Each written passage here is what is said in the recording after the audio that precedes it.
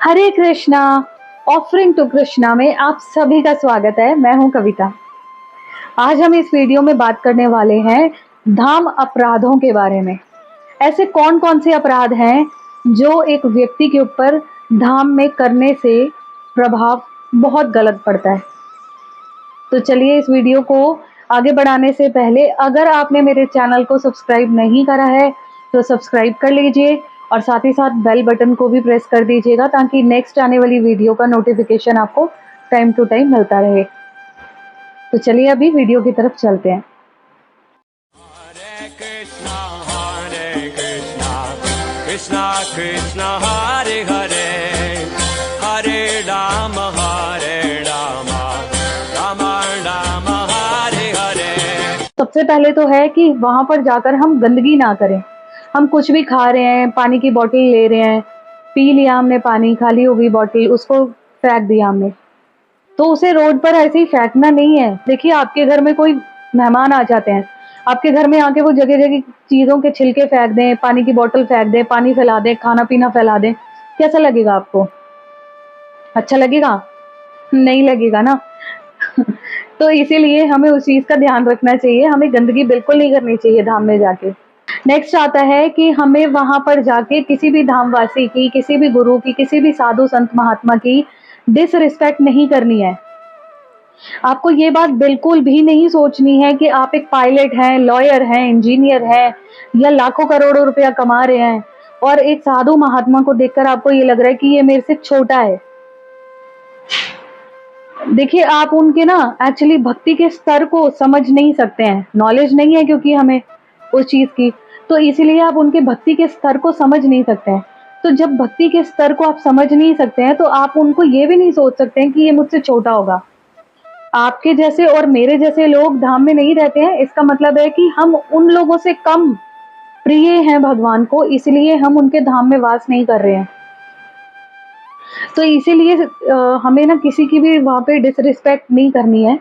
हमें इस बात का बहुत ज़्यादा ध्यान रखना है। हमें किसी से भी लड़ाई झगड़ा नहीं करना, किसी से भी बहस नहीं करनी। अगर आपसे कोई मिस्टेक या किसी से सामने वाले से मिस्टेक हो भी गई है तो उनसे क्षमा मांगिए, वहाँ से चले जाइए। तो अब बात आती है कि हमें किस प्रकार की चेतना लेकर जाना चाहिए। देखिए अगर आपके मन में किसी के प्रति गलत विचार चल रहे हैं ना, तो आप धाम में बिल्कुल भी मत जाइए ऐसे विचारों को लेकर। ये सारे विकारों को छोड़कर धाम में जाएंगे अगर, तो उसका प्रभाव आपके जीवन में अच्छा पड़ेगा। अदरवाइज ये सब गंदे विचार अगर लेकर आप धाम में जा रहे हैं तो उसका प्रभाव आपके जीवन में बहुत गलत पड़ने वाला है। आप सोच भी नहीं सकते हैं कि कितना गलत प्रभाव उसका पड़ेगा। हम वहां पे मजे करने नहीं जा रहे हैं।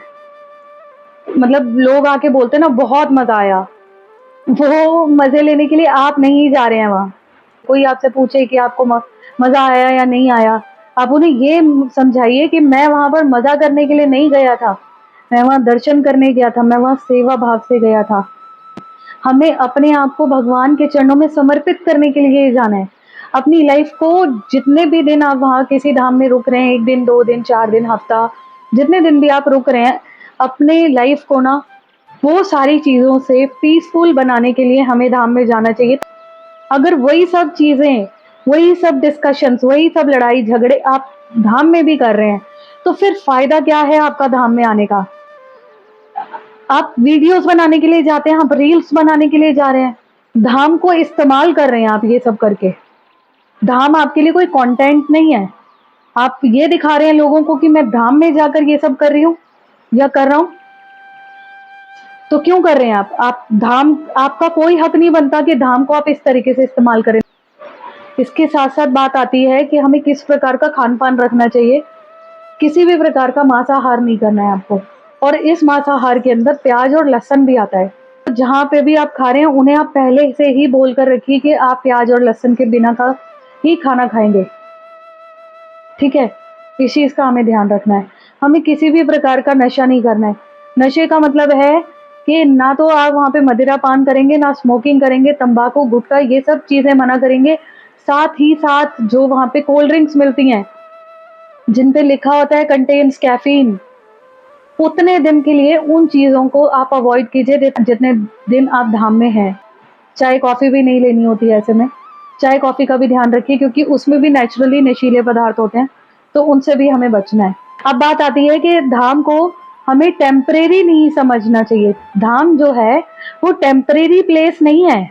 आप एक बात देखिए कि कितनी बार सृष्टि में प्रलय आ जाता है, लेकिन धाम एज इट इज रहता है। क्यों रहता है? क्योंकि भाई वो भगवान का घर है, वो एक्चुअली भगवान का घर है, वो एज इट इज तो रहेगा ही, उसके ऊपर आँच थोड़ी आएगी। तो आप इसलिए इस बात को समझिए कि भगवान के धाम को हम टेम्परेरी नहीं समझ सकते हैं। अब बात आती है कि हमें किसी भी प्रकार के भौतिक क्रियाकलापों में नहीं लगना चाहिए। भौतिक क्रियाकलापों का मतलब है कि अगर आप धाम जा रहे हैं और आपको भगवान ने इतनी धन संपत्ति दी है कि आप वहाँ जाके कोई अच्छे होटल्स बुक कर रहे हैं और फिर वहाँ जाके आप क्या कर रहे हैं, वहाँ पर स्विमिंग पूल में एंजॉय कर रहे हैं, गेम्स खेल रहे हैं, वहाँ पर टीवी देख रहे हैं, मूवीज लगा रहे हैं, किस तरीके के भोग विलास कर रहे हैं। तो अगर यही सब करना है तो अपने घर में ही पिकनिक स्पॉट बना लीजिए, अपने घर में ही एक छोटा-सा आप कुछ अरेंजमेंट कर लीजिए जिसमें स्विमिंग पूल का आप आनंद ले पाएँ। धाम में जाकर अगर ये सब फालतू चीज़ें करेंगे तो धाम में जाने का कोई फ़ायदा नहीं है। बेकार की बातों का चर्चा करना, बेकार की बातों के ऊपर झगड़े करना, आपस में ही लड़ने लग जाना, बिना बात के एक-दूसरे की निंदा करना, चुगली करना, अगर आप यही सब करना चाहते हैं तो धाम में मत जाइए। नेक्स्ट आता है कि हमें बिज़नेस पर्पज़ से बिल्कुल भी धाम में नहीं जाना चाहिए। मतलब आपको लग रहा है कि धाम में तो बहुत सारे यात्री आते हैं, तो यहाँ पे हम ना कोई बढ़िया-सा बिज़नेस खोल लेते हैं, बढ़िया-सा शोरूम खोल लेते हैं और यहाँ पे अपना पैसा छापेंगे, प्रॉफ़िट ही प्रॉफ़िट होगा।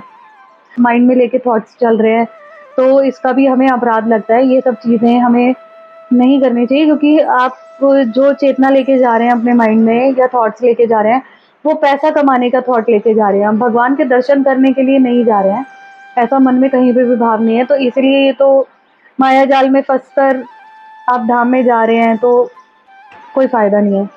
इसके अलावा हमें ये बिल्कुल भी नहीं समझना चाहिए कि जगन्नाथपुरी या मथुरा धाम या द्वारिका, ये सभी जो धाम हैं वो अलग-अलग हैं। ऐसा बिल्कुल भी नहीं समझना चाहिए। हमें ये बात ध्यान रखनी चाहिए कि ये जो हमारे सभी धाम हैं धरातल पर, इस धराधाम पर, वो सभी गोलोक धाम के एक भाग हैं और गोलोक धाम के जो भाग हैं वो उससे भिन्न नहीं हो सकते हैं।